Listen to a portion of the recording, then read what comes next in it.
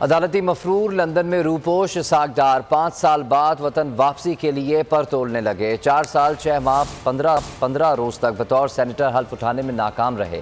اسحاق ڈار نے 4.5 سال تک لندن میں ہونے کے باوجود سینٹ کی خالی سیٹ نہیں چھوڑی۔ اگر اسحاق ڈار لندن سے واپس آ کر حلف لیں گے تو ملکی تاریخ کے انوکھے سینیٹر بن جائیں گے۔ عدالتی مفرور اسحاق ڈار کی 5 سال بعد واپسی کی تیاریاں۔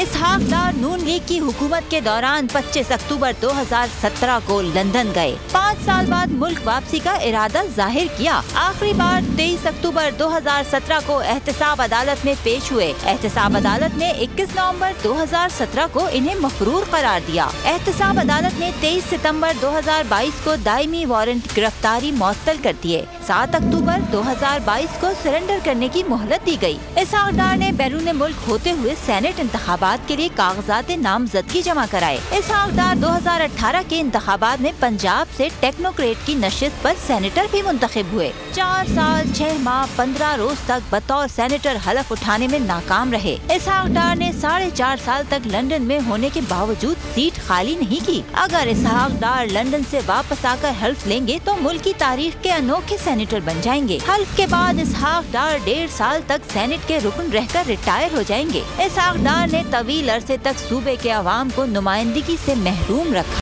میں ہوں عمران ریاض خان، اب آپ مجھے دیکھ پائیں گے صرف بول نیوز۔